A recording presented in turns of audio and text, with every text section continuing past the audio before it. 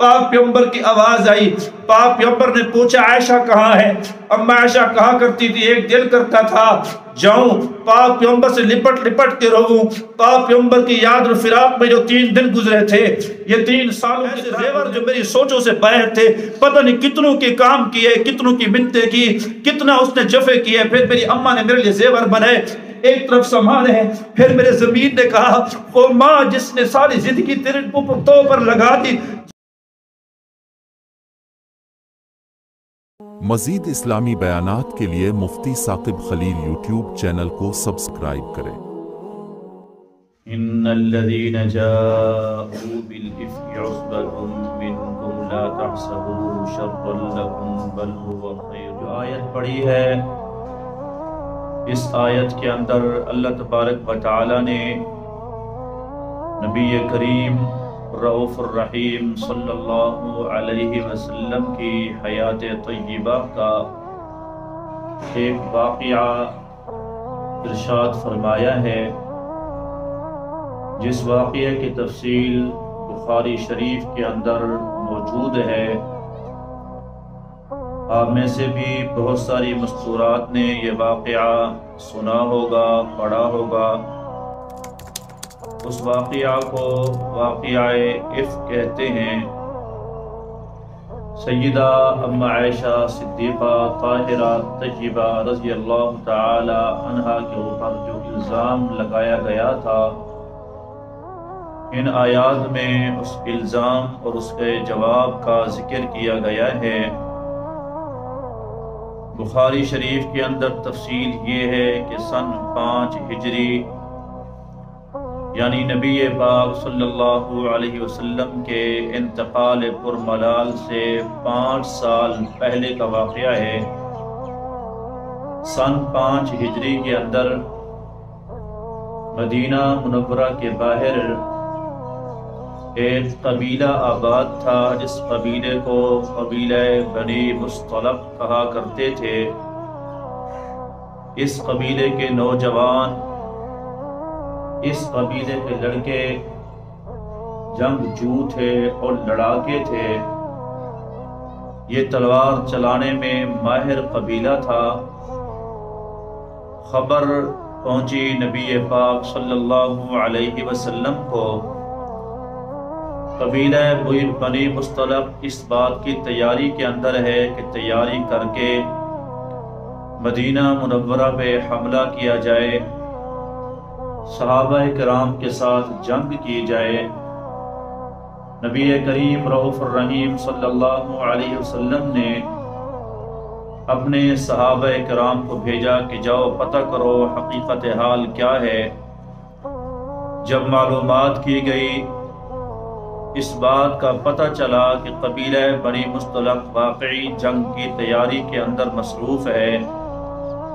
نبی پاک صلی اللہ علیہ وسلم نے فرمایا اس سے پہلے کہ وہ قبیلہ ہم پر حملہ کرے، صحابہ کرام کو حضور نے فرمایا تم تیاری کرو، تلواریں اٹھاؤ، زرے باندھو، ہم ان پر پہلے حملہ کریں گے۔ چنانچہ 500 صحابہ کرام رضوان اللہ علیہم اجمعین تیار ہوئے، تلواریں سجائی، جو مردوں کا زیور ہیں، تیر اٹھائے، ترکش اٹھائے، زریں پہنی، لوہے کی ٹوپیاں خود پہنی۔ اللہ کے نبی کے ایک اشارے پہ جان دینے والے صحابہ آ کھڑے ہوئے۔ نبی پاک صلی اللہ علیہ وسلم اپنے صحابہ کو لے کر چل پڑے۔ قبیلہ بنی مصطلق کے اوپر جا کے حملہ ہوا۔ اللہ تعالیٰ نے آپ صلی اللہ علیہ وسلم کو سرخرو فرمایا، اللہ تعالیٰ نے غلبہ نصیب فرمایا۔ جنگ کے اندر فتح مسلمانوں کی ہوئی، مال غنیمت حاصل کیا گیا۔ وہاں سے واپسی مدینہ کی طرف روانگی تھی۔ دستور یہ تھا کہ رات کو قافلہ آرام کرتا تھا، فجر کی نماز کے بعد قافلہ کوچ کرتا تھا۔ ایک جگہ پڑاؤ ڈالا، اونٹ باندھے، خیمے لگائے، سارا قافلہ آرام فرما ہوا۔ تہجد کے ٹائم صحابہ کا مزاج تھا، سفر حضر کے اندر تہجد کی نماز نہیں چھوڑتے تھے۔ نبی کریم رؤوف الرحیم صلی اللہ علیہ وسلم بنفس نفیس تہجد ادا فرمائی، صحابہ کرام نے بھی تہجد پڑھی، اور اسی وجہ سے وہ ساری جماعت تہجد گزار تھی۔ آپ صلی اللہ علیہ وسلم صبح کی نماز جلدی جلدی پڑھایا کرتے تھے کہ تہجد کے ٹائم سارے اٹھے ہوتے تھے، تو تہجد کے بعد جیسے ہی نماز کا ٹائم داخل ہوتا تو فوراً نماز پڑھا جی جاتی تھی، جیسے ہمارے ہاں ماہ رمضان میں ہوتا ہے۔ آگے پیچھے ہم دیر سے پڑھتے ہیں کیونکہ لوگ سارے تہجد گزار نہیں ہیں، اس وجہ سے حضور نے فرمایا اسفروا فی الفجر فإنہ اعظم للأجر، صبح کو خوب روشن کر کے پڑھا کرو کہ اس کے اندر اجر و ثواب زیادہ ہے۔ تہجد گزار لوگ نہیں ہیں، دیر سے اٹھتے ہیں، تو دیر سے پڑھیں گے تو زیادہ سے زیادہ لوگ جماعت میں شریک ہوں گے۔ سفر میں حضور ضرور تھے لیکن صحابہ جلدی اٹھے، تہجد پڑھی، تہجد کے بعد فجر کی نماز ادا کی گئی۔ نماز کے بعد حضور نے فرمایا سارے قافلے میں اعلان کرو کہ نماز کے فوراً بعد اب ہم نے یہاں سے کوچ کرنا ہے، سفر کرنا ہے۔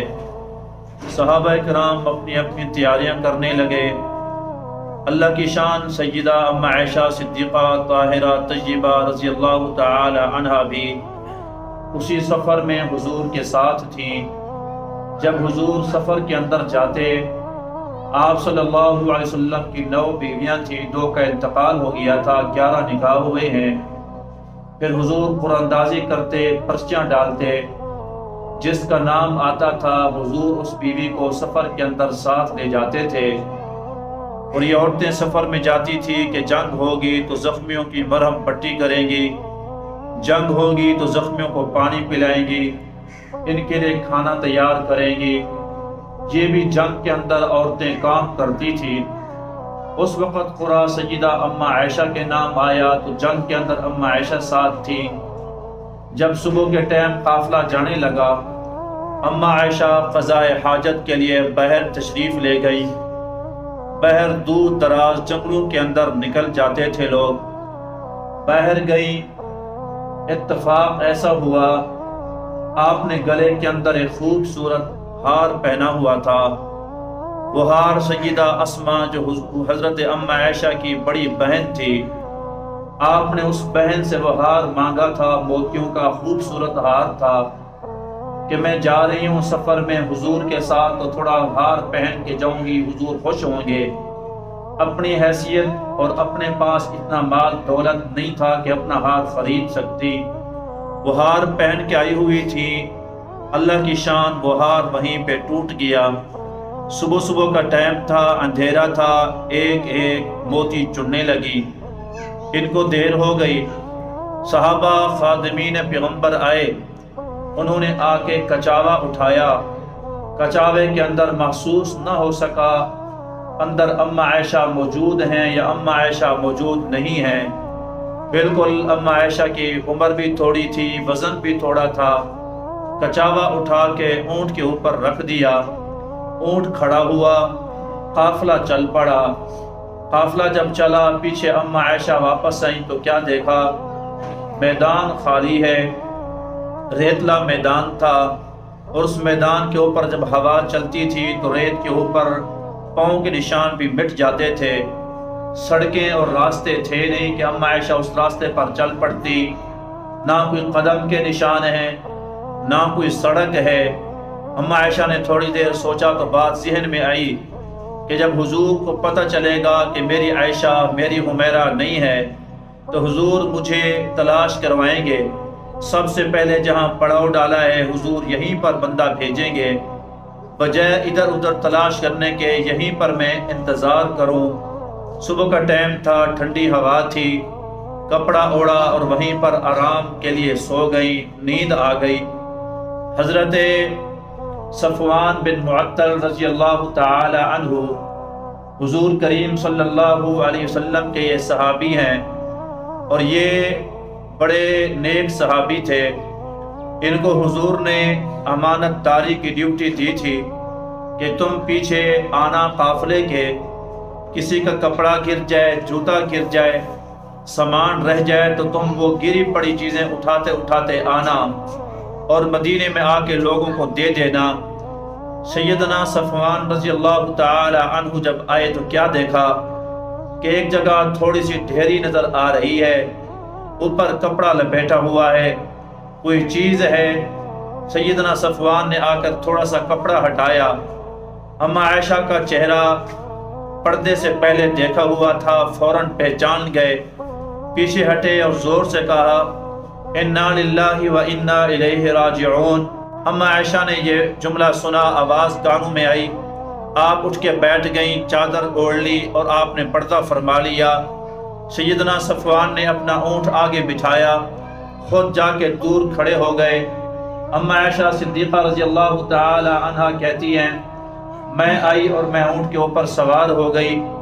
حضرت صفوان نے اونٹ کی نکیل پکڑی اور وہاں سے چلنا شروع کر دیا۔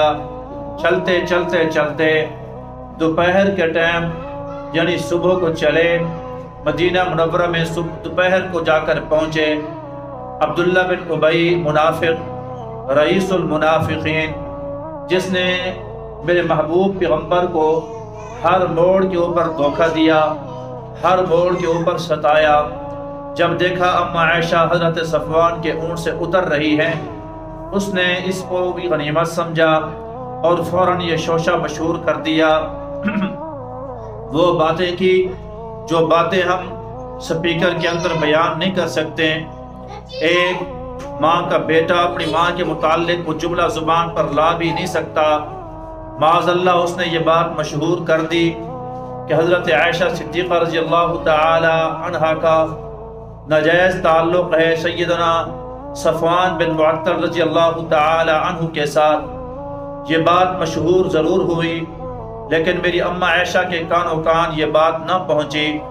یہ بات ایسے پھیلی مدینہ میں جیسے جنگل میں آگ پھیلا کرتی ہے، لیکن پتہ نہیں تھا تو اماں عائشہ کو نہیں تھا۔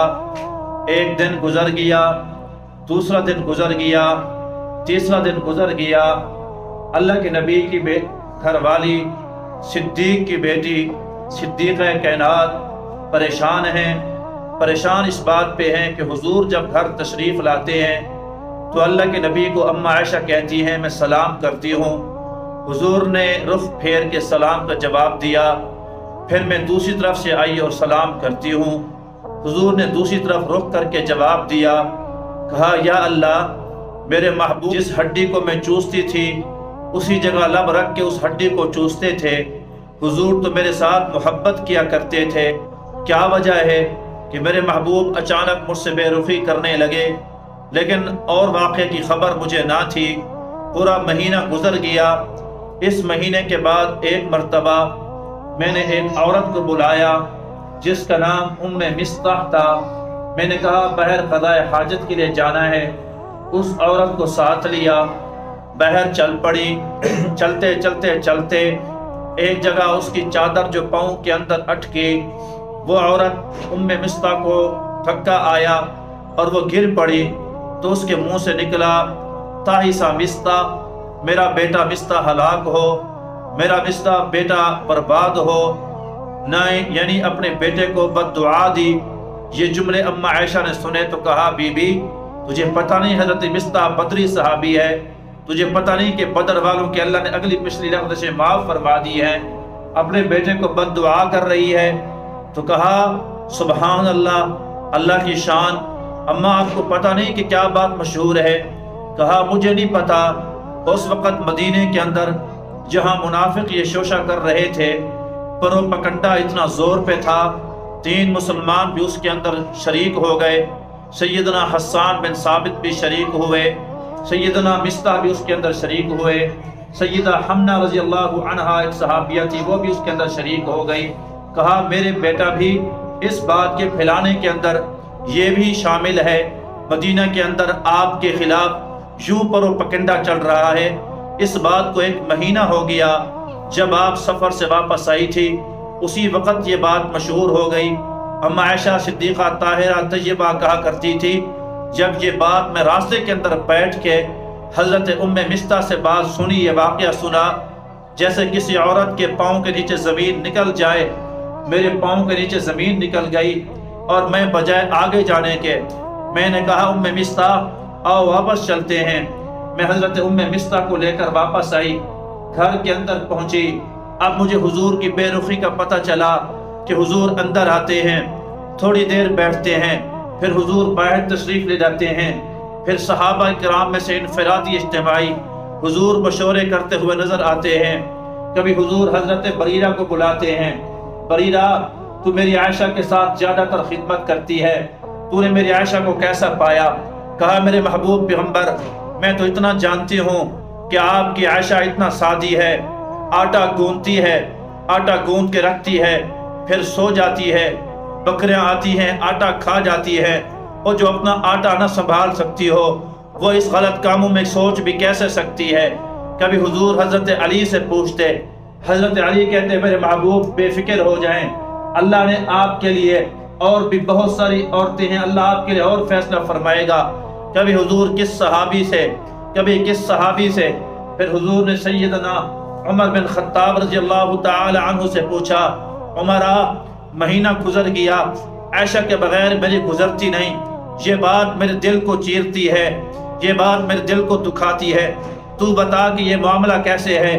سیدنا عمر بن خطاب نے کہا میرے محبوب یہ بتائیں، عائشہ سے آپ نے اپنی مرضی سے نکاح کیا تھا یا اللہ کے حکم سے نکاح کیا تھا؟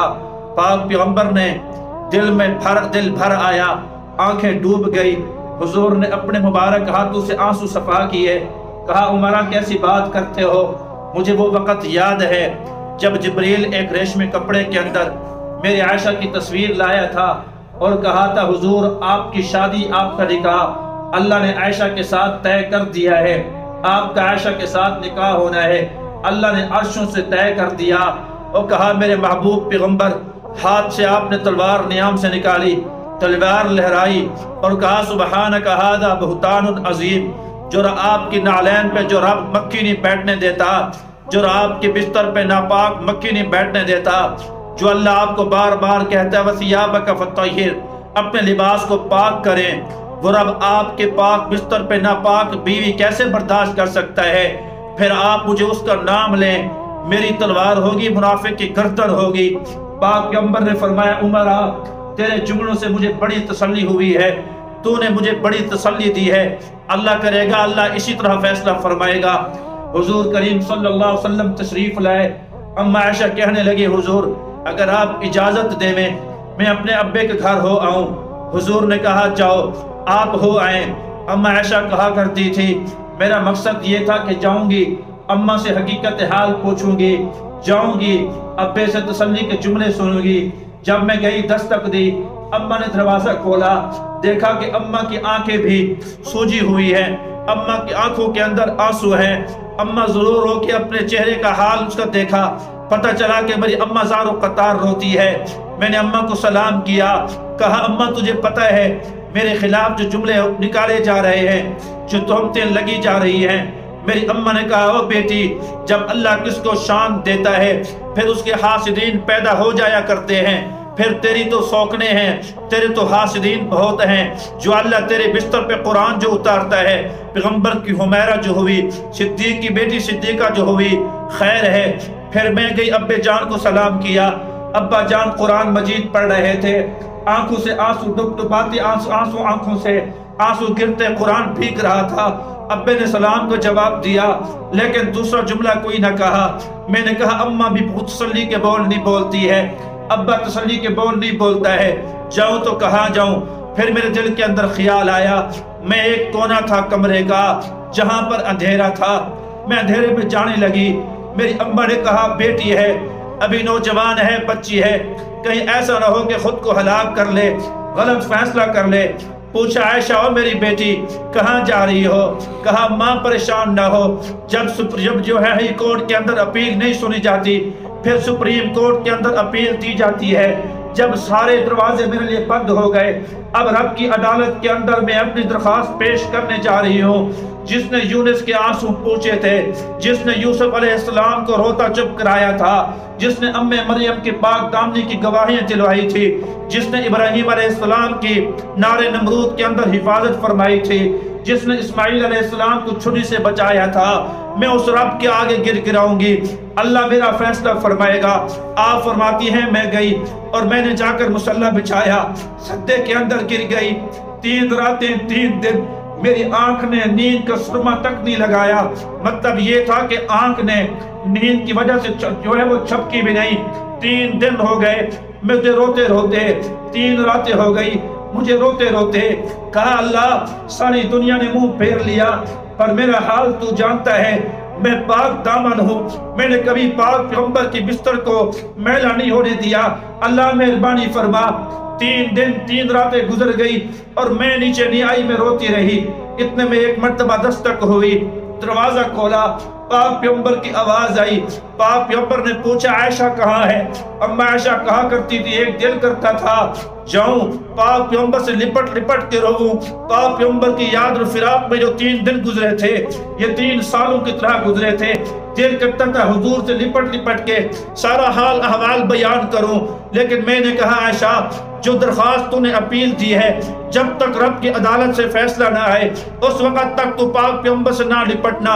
حضور آئے، مجھے بلایا، پاک پیغمبر نے مجھے بلا کے پوچھا عائشہ اگر تجھ سے کوئی گناہ ہوا ہے تو مجھے سیدھی سیدھی بات بتا، میں اللہ سے تیرے لیے استغفار کروں گا۔ جب یہ جملے کہیں میں سوچتی تھی حضور آئیں گے تسلی دیں گے، جب حضور نے کوئی یہ جملہ سنا کہ حضور بھی میرے متعلق شک کرنے لگے ہیں تو میں نے کہا اشکو بسی و حزنی اللہ، اللہ میں اپنی غم، میں اپنی شکایتیں اپنے غم آپ کے سپرد کرتی ہوں، میں اللہ کو شکایت کرتی ہوں۔ کہا میں وہ جملہ کرتی ہوں جو ابو یوسف نے کہا تھا، مجھے حضرت یعقوب کا نام بھی بھول گیا، انما اشکو بسی و حزنی اللہ کہا۔ میں نے کہا یا رسول اللہ صلی اللہ علیہ وسلم، اللہ جو بہتر فیصلہ فرمائے گا۔ اتنے میں میرے آنکھوں سے آنسو گرے، اب میری حالت بے غیر ہو رہی تھی۔ اتنے میں حضور کو پسینہ آیا، مبارک موتی کی طرح قطرے گرنے لگے، یہ وحی کے آثار ہوتے تھے۔ حضور پہ وحی آئی، جب حضور نے چہرہ انور اٹھایا ایسے لگتا تھا جیسے جنت کا منظر پیش ہو رہا ہو۔ کہا او میری عائشہ تجھے مبارک ہو، تجھے خوشخبری ہو، اللہ نے تیری برات میں قرآن اتار دیا۔ ان الذین جاؤوا بالافک عصبۃ منکم لا تحسبوه شرا لکم بل هو خیر لکم۔ 18 آیات اللہ نے اما عائشہ کی برات کے اندر نازل فرمائی ہے۔ اما عائشہ کہا کرتی تھی، میری اماں نے کہا بیٹی جا پیغمبر کو شکریہ ادا کر۔ میں نے کہا اماں اس رب کا شکریہ ادا نہ کروں جب ساری دنیا نے مجھ سے منہ پھیر لیا تھا، رب نے عرشوں سے میرے لیے قرآن بنایا ہے، یہ تو مجھے پتا تھا اللہ میری برات کا اعلان فرمائیں گے۔ یہ سوچتی تھی کہ حضور کو خواب میں دکھایا جائے گا، یہ سوچتی تھی کہ حضور کو الہام میں بتایا جائے گا۔ میں نے سب سے پہلے اللہ کو شکریہ ادا کیا، اللہ کے در پہ میں نے سجدہ کیا، اللہ تیرا شکر ہے، یا اللہ تیرا شکر ہے کہ تو نے میری شان میں قرآن اتار دیا۔ جب تک رب کا قرآن رہے گا اما عائشہ کی بھی پاک دامنی کا شان بیان رہے گا۔ اس موقع کے اوپر یہ آیات نازل ہوئی۔ 4 بچے ہیں جنہوں نے اللہ نے بچپن میں ان سے بات کروائی ہے، 4 بچے۔ ایک بچہ فرعون نے ایک عورت کو کہا تھا کہ میرا کلمہ پڑھ، مجھے خدا مان، مجھے اپنا رب مان۔ اس نے کہا جان تو جا سکتی ہے لیکن اپنے رب پر لایا ہوا ایمان نہیں چھوڑ سکتی ہوں۔ معصوم دودھ پیتا بچہ اٹھا کے تندور کے اندر ڈال دیا، کہا اب بتا اب کلمہ چھوڑے گی؟ اس نے کہا لا الہ الا اللہ موسیٰ کلیم اللہ نہیں چھوڑ سکتی ہوں۔ تو جا کے اس نے دیکھا فرعون نے کہ وہ تندور کے اندر جو بچہ تھا کہہ رہا تھا اماں یہاں آ جاؤ، باہر اتنا ٹھنڈک نہیں ہے جتنا اللہ نے تندور کے اندر ٹھنڈک نصیب فرمائی ہے۔ دودھ پیتا بچہ وہیں پر گواہیاں اللہ تبارک و تعالیٰ اس کو بلوا رہا تھا۔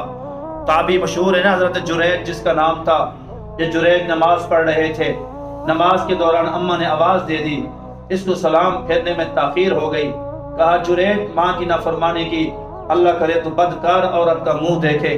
ماں کی دعائیں بھی قبول ہوتی ہیں، بد دعائیں بھی قبول ہوتی ہیں، جیتے جی تو ماں کی قدر ہوتی نہیں، مرنے کے بعد ماں باپ کی قدر آ جایا کرتی ہے، یہ بھی الگ ایک موضوع ہے۔ یعنی اللہ تبارک و تعالی نے کیا فرمایا، احسان کا بدلہ احسان سے دو۔ چھوٹے لا معصوم بچے ہوتے ہیں، چھوٹا سا بچہ اگر ماں کو تھپڑ مارتا ہے، یہ بیچاری شفقت کی ماری، محبت کی ماری بچے کے ہاتھوں کو چوم لیتی ہے کہ بچے نے تھپڑ مارا۔ یہ معصوم سا بچہ اگر باپ کو گالی دیتا ہے، یہ شفقت کا مارا اپنے بچے کے منہ چوم لیتا ہے۔ پھر یہ بڑھتا گیا، ماں باپ کھڑتے گئے، یہ بوڑھے ہو جاتے ہیں، پھر ماں کو بیچاری کو کسی وجہ سے ماں کو بچے کو تھپڑ مار دیا۔ احسان کا بدلہ یہ تھا کہ اماں کے ہاتھ چومتا، باپ نے گالی دی، احسان کا بدلہ یہ تھا کہ یہ بچہ ماں کے منہ چومتا۔ لیکن ہوتا اس طرح نہیں ہے۔ یہ بچہ پھر جوان ہوتا ہے تو اپنے آپ کو خدا سمجھتا ہے، رازق سمجھتا ہے، ماں باپ کے سامنے پھر یہ بڑے بڑے بول بولتا ہے۔ اللہ تو کہتا ہے حل جزاء الاحسان الا الاحسان، احسان کا بدلہ تو یہ تھا کہ ماں باپ کے فرمایا اف کا معنی ایک بڑا مفسرین نے عجیب فرمایا کہ ماں باپ کے سامنے اوہ بھی نہ کرو۔ اف اور اوہ کا مطلب یہ ہے جیسے ماں شفقت کی ماری بچہ جب بڑا چھوٹا پیشاب کرتا ہے، کسی ماں کو میں نے ماتھے پہ بال ڈالتے نہیں دیکھا کہ بچے کا کیسے پیشاب دھوؤں، کیسے پخانہ دھوؤں۔ فرمایا جب تیری ماں بوڑھی ہو جائے، ابا بوڑھا ہو جائے، پھر تجھے اس کا پیشاب پخانہ دھونا پڑے۔ احسان کا بدلہ یہ تھا کہ وہ دھوتے ہوئے تو ماتھے پہ بال نہ ڈالتا، خوشی سے یہ کرتا۔ اتنا بھی نہیں کر سکتا تو کم سے کم ان کے سامنے ماتھے پہ بال تو نہ ڈال، ماں تو ماں ہوتی ہے۔ بہرحال ماں نے کہہ دیا جریج کو، کہا اللہ کرے تو بدکار عورت کا منہ دیکھے۔ یہ کہہ کر چلی گئی، وقت بیتتا گیا۔ ایک عورت جس کو بغیر شادی کے ایک بچہ لے کر آئی، قوم نے سب نے کہا کہ تو یہ بچہ کہاں سے لے کر آئی؟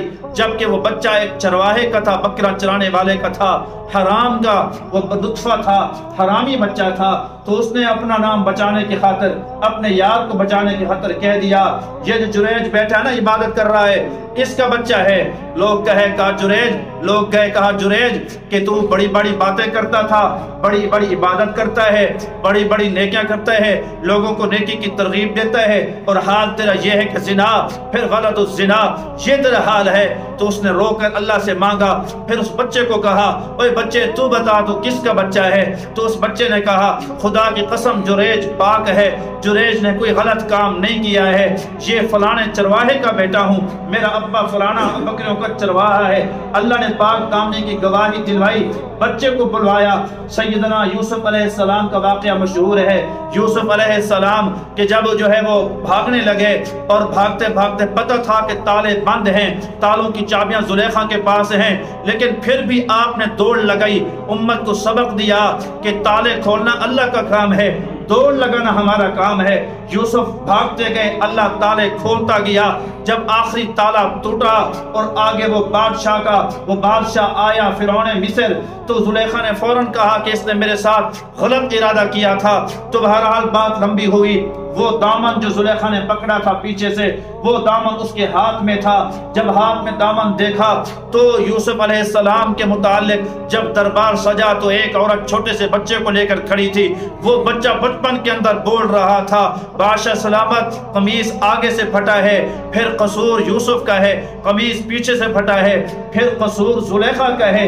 جب دیکھا گیا قمیص پیچھے سے پھٹا تھا، قصور زلیخا کا ہو گیا۔ پھر بات لمبی میں نہ کروں، پھر وقت بیتے دیر نہ لگی، پھر یوسف علیہ السلام جوان ہوئے، اللہ نے نبوت کا تاج عطا فرمایا، پھر یہ جیل کے اندر گئے، پھر شاہ مصر بنے، گورنر مصر کے بنے۔ تو اس دوران جب قحط پڑا، لوگ آتے تھے قحط میں، آپ سے آ کر غلہ مانگتے تھے۔ تو ایک بندہ آیا، اس نے کہا جی مجھے غلہ ضرورت ہے، میرے گھر کے اندر بھوک ہے۔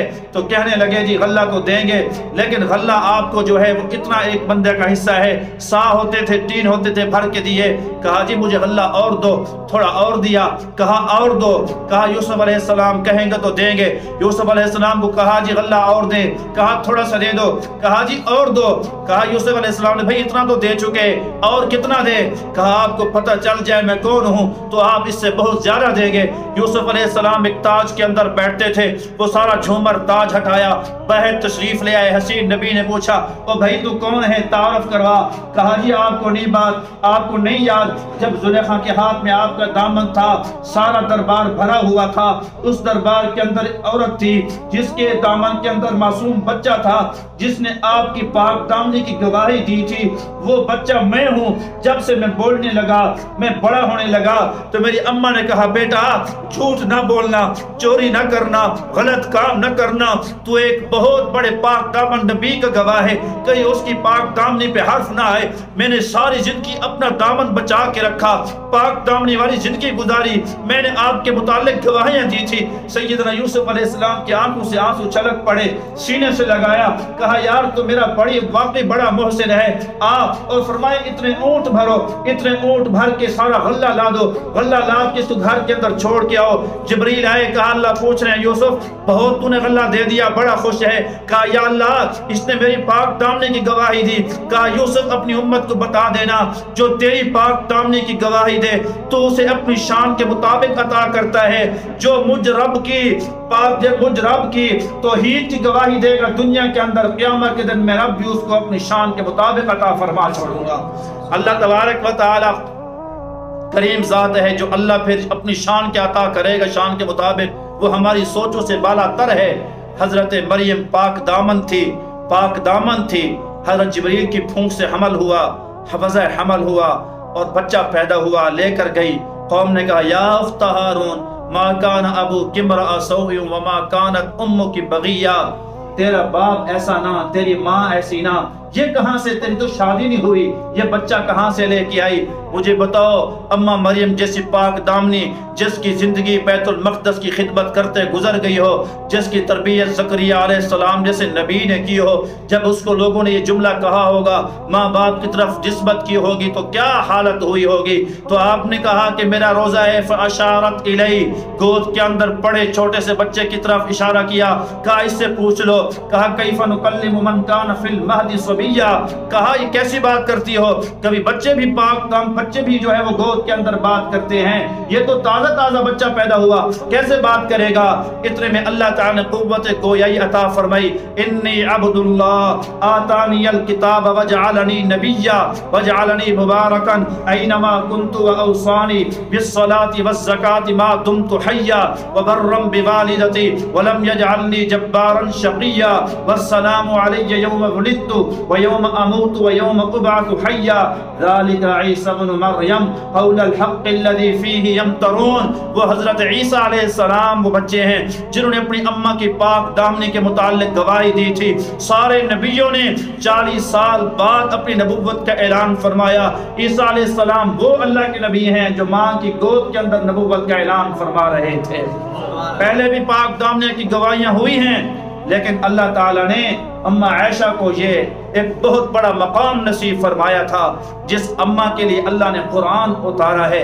آپ کہیں گے یہ کون سا موضوع لے کے بیٹھ گئے؟ اس وجہ سے کہ ہمارا نام عائشہ ہے، آج دوپٹے کی حفاظت نہیں ہے، آج ہمارا نام عائشہ ہے، آج پاک دامنی کی حفاظت نہیں ہے، ہمارا نام خدیجہ ہے، اور پردے کا حساب کتاب ہمارے اندر سے اٹھ گیا، نام ہمارا فاطمہ ہے، اور کوسوں دور ہمیں حیا کا وہ درس نظر نہیں آتا ہے۔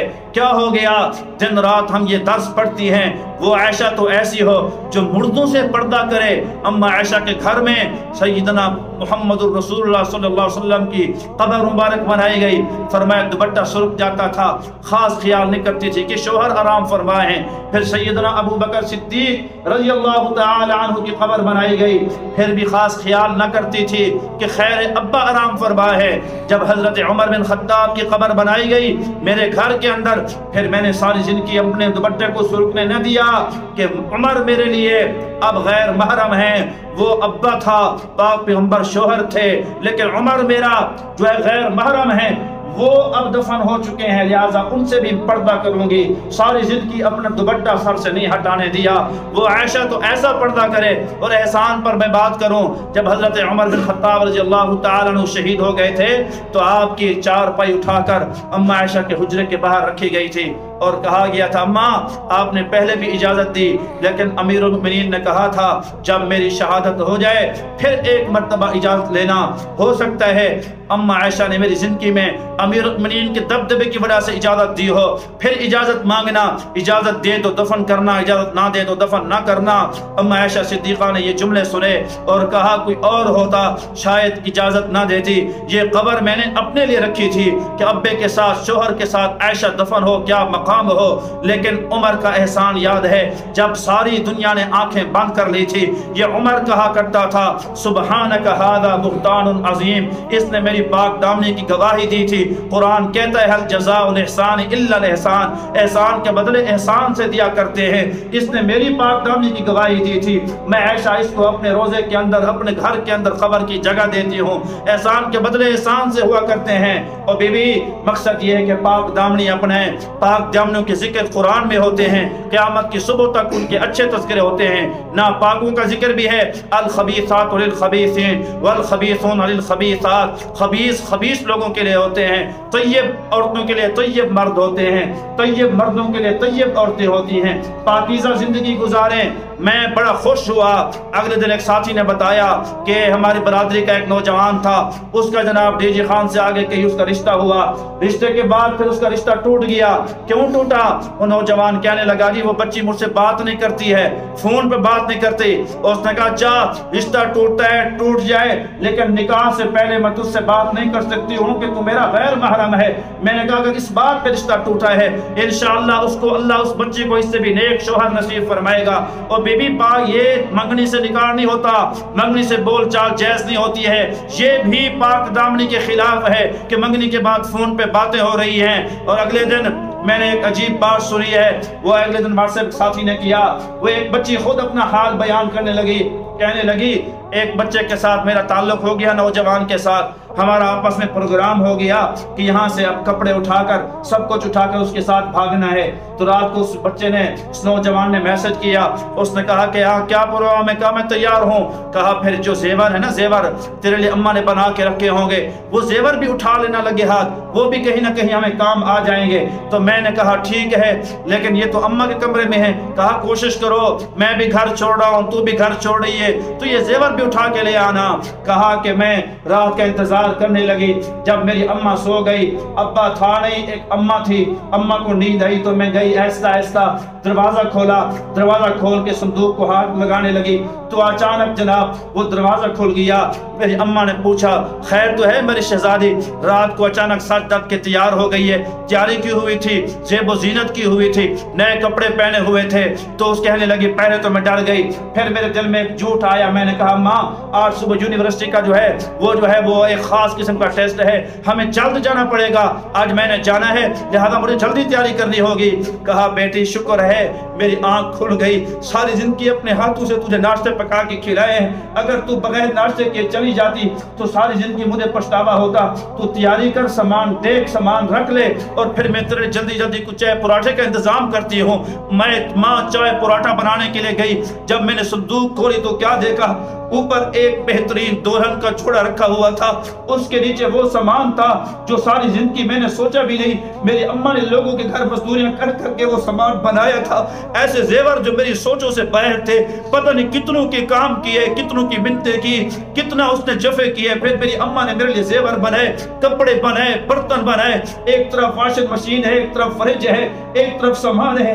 پھر میرے زمین نے کہا وہ ماں جس نے ساری زندگی تیرے تو پر لگا دی، جس نے اپنا سکھ تیرے دکھ پہ قربان کر دیا، جس نے اپنی زندگی میں دوسری شادی نہ کی کہ بیٹی کو دکھ نہ آئے، تو اس کو دھوکہ دے کے جیے گی کیسے؟ میری اماں آئی تو میں لپٹ کے رونے لگی، گلے لگایا، میری اماں نے پوچھا بیٹی کیا ہوا؟ کہا اماں ویسے آپ کی مجھے یاد آنے لگی تو میں رو پڑی، میں نے وہ زیور وہیں رکھے، صندوق کو تالا لگایا، اس لڑکے کا میسج آیا، میں نے کہا ذلیل کے بچے آج کے بعد مجھے میسج نہ کرنا، اس گھر کے اندر تجھ سے زیادہ پیار کرنے والی میری اماں موجود ہے، کاش کہ اللہ یہ اس بچے کا میسج ہر بچے کے پاس پہنچائے، تمہاری مائیں کتنا جفے کرتی ہے، تمہارے باپ کتنا جفا کرتی ہیں، جب یہ قدم بچی گھر سے اٹھاتی ہوگی ماں باپ جیتے جی مر جاتے ہیں۔ میں نے ایسے کئی باپ کے جنازے اٹھتے دیکھے، ایسی کئی ماؤں کو دل کے اٹیک ہوتے دیکھے جن کی بیٹی نے پہل قدم رکھا، بات غلط کوئی پکڑی گئی تو ماں بیچاری جیتے جی مر گئی، گڑ گئی۔ اور بی بی پاک دامنی ہمارا ایک مین درس تھا، اسلام کا مین سبق تھا، زندگی ایسی شان والی گزارو کہ لوگ ہماری مثال دے۔ وہ بیبیاں جب اپنے چادر کے اندر چلتی تھی، چادر ان کی دیواروں کے اندر پھنس جاتی تھی، دیواروں کے اندر چادریں اٹک جاتی تھی، ایک پردہ پھر دیواروں کے ساتھ لگ کے جانا، یہ پاک دامنی ہے۔ وہ پاک دامنی تھی جب دہلی کے اندر جب قحط آیا، بارش نہیں ہو رہی تھی، سارے علماء صلحاء نیک لوگ باہر اکٹھے ہوئے اور آ کر سارے بیٹھے ہیں، اور آ کر سب کس لیے بیٹھے ہیں؟ جمع ہیں کہ جی آج جمع ہیں، بارش نہیں ہو رہی، دعا کریں گے۔ دعا کرتے رہے، کوئی بارش نہیں ہوئی۔ ایک نوجوان آیا، خیر ہے جی کیوں جمع ہیں؟ کہا جی بارش نہیں ہو رہی، قحط پڑے ہوئے ہیں۔ تو کہا میں دعا کروں؟ کہا نوجوان ہے، مانگ تو بھی شاید اللہ تیری سنے۔ وہ گیا ایک اونٹنی کے پاس جا کے ہاتھ اٹھائے، ہاتھ اٹھانے کی دیر تھی کہ اچانک بادل ہے اور جھم جھم بارش برسنے لگی اور موسلادھار بارش ہوئی۔ جب یہ بارش برسی تو لوگ حیران، بڑے بڑے متقی، بڑے بڑے شیخ الحدیث عالم موجود تھے۔ وہ کہا نوجوان کون سی دعا پڑھی ہے، کون سا وظیفہ کیا کہ ہم اتنا دیر سے رو رہے تھے، بارش نہیں آئی، تو نے 2 منٹ کے اندر بارش مانگ لی؟ کہا میں نے اور کچھ نہیں کیا، اس اونٹ کے اوپر میری اماں بیٹھی تھی، پاک دامن با پرد، جب سے میری اماں نے ہوش سنبھالا، میری اماں کے سر کے بال کو نہ رات کے چاند نے دیکھا، نہ دن کے سورج نے دیکھا، نہ کسی نامحرم نے اس کا چہرہ دیکھا، پاک دامن رہی ہے میری اماں، با پرد رہی ہے۔ میں نے اللہ سے بس یہ جملے کہے، اللہ میری اماں نے ساری زندگی پردے کا اہتمام فرمایا، اگر تجھے میری اماں کا یہ برقع منظور ہے، برقعے والی نیکی پسند ہے، اللہ میری اماں کی برقعے کی نیکی کی برکت سے ان کو بارش نصیب فرمایا۔ میں نے ہاتھ نیچے نہیں کی ہے، اللہ میری اماں کی برقعے کی لاج رکھتے ہوئے اللہ نے تمہیں بارش نصیب فرما چھوڑی ہے۔ ایک وہ دور تھا جب ہمارے برقعے کی لوگ جناب اللہ کو واسطے دے کے بارش کی دعائیں کرتے تھے، اور ایک یہ دور ہے صبح شام نمازیں پڑھتے ہیں، 2 روٹی کا مسئلہ حل نہیں ہو رہا ہے، ہمارے اعمال بہت کمزور ہیں۔ اللہ کے لیے فکر کریں، دین کی فکر کریں، گھروں کی فکر کریں۔ آپ نہیں گھروں کو اس فتنے کی آگ سے بچانا ہے۔ کئی مرتبہ یہ بات میں سنا چکا ہوں، شادی کے اندر بیٹھی تھی 2 عورتیں، شادی میں ہم جو جاتے ہیں نا تو غیبت کے سوا بات نہیں ہوتی۔ کتنا خوش نصیب بیویاں ہوں گی، شادی میں حال حوال چل پڑے، بے دینی عام ہو رہی ہے جی، لوگوں کے گھروں کے اندر بے دینی ہے، بے نمازی ہو رہے، کیا ایسا کام ہو جائے کہ ساری دنیا کے اندر دین پھیل جائے؟ باتیں ہوتی رہیں۔ بی بی نے کہا ایسا کرنا چاہیے، ہم نے اپنی بیٹیوں کی تربیت کی ہے، نیک تربیت کی ہے، ان کو ہم نے با حیا بنایا، با پرد بنایا۔ جب ہم ان کی شادیاں کرتے ہیں تو ان کے شوہر وہ دیکھتے ہیں جو برادری والے ہوں، وہ دیکھتے ہیں جو کھاتے پیتے ہوں۔ ہم ان کی علماء سے شادیاں کریں، اگر وہ عالم بھی نیک ہوگا، بیٹی ہماری نیک ہوگی، ان کی نسلوں کے اندر سے جو بچے پیدا ہوں گے وہ بھی نیک ہوں گے، دین پھیلے گا۔ تو انہوں نے کہا بات تو تمہاری ٹھیک ہے، یہ شادی کے اندر سوچیں۔ تو ایک بی بی نے کہا میں اپنی بیٹی مولوی اسماعیل کو دوں گی، مولوی اسماعیل بڑا متقی بندہ ہے، بڑا نیک آدمی ہے۔ کہا یہ بات ٹھیک ہے، باتیں ہوگی۔ مولوی اسماعیل کی پہلے بھی شادی ہے، اب یہ اپنی بچی مولوی اسماعیل کی نکاح کے اندر دیتی ہے۔ دوسری شادی مولوی اسماعیل کی ہوئی، مولوی اسماعیل سے ایک بچہ مولوی یحییٰ پیدا ہوا، مولوی الیاس اسماعیل کا دوسرا بچہ پیدا ہوا، مولانا الیاس رحمت اللہ علیہ۔ اور ان کی ماں کہنے لگی جب میرا بچہ میرے پیٹ کے اندر آیا، صبح سے لے کر شام تک قرآن مجید پڑھتی تھی، جب تک قرآن کا ختم نہ ہو جاتا تھا رات کو سوتی نہیں تھی۔ 9 مہینے میں نے قرآن پڑھتے ہوئے گزارے، پھر بچہ پیدا ہوا، دودھ پلانے لگی، پھر دودھ پیتے پیتے میرے بچے نے جناب ہوش سنبھالا، پھر میں نے 2 سال تک دودھ پلاتے پلاتے قرآن پڑھا، قرآن سنایا۔ پھر جب بچہ میرا بڑا ہوا مولوی الیاس، پھر اللہ تعالیٰ نے اس کی ایک محنت سے، اللہ تعالیٰ نے اس اکیلے کی محنت سے لاکھوں 6 لاکھ بندہ پاکستان کے اندر 4 مہینے والا ہے، اور بیرون ملک کے اندر بے شمار لوگ ہیں، پوری دنیا کے اندر دعوت دین کا کام عام ہو گیا۔ مولوی الیاس کا کمال ہے، مولوی الیاس کی اماں کا کمال ہے، لیکن ان 2 بیویوں کا سب سے پہلے کمال ہے۔ اب جتنے کروڑ بندے بھی مسلمان ہوں گے، اعمال کریں گے، ان کے اعمال کا ثواب ان کو بعد میں ملے گا۔ وہ شادی کے اندر بات کرنے والی بیوی کو اللہ اس کا ثواب پہلے نصیب فرمائیں گے۔ بیوی جب رشتہ کریں تو اتنا سوچ کیا کریں کہ بچے کی تربیت تو اچھی کی ہے، بچہ نیک ہے کہ نہیں ہے۔ آج کل صرف یہ ہے کہ برادری ہے، یہ دیکھیں کہ جناب سر نر ٹر ہے یا افسر ہے ماسٹر ہے، یہ جناب یہ فلانا عہدہ، یہ سر نر ٹر کو نہ دیکھیں، علم دیکھیں، دین دیکھیں۔ دینداری ہوگی تو سب کچھ آگے گھر آباد ہوں گے، دینداری نہیں تو گھرانے بے دین ہو جائیں گے۔ تو ایک تو آپ کی خدمت میں گزارش ہے، سادگی والی زندگی گزاریں۔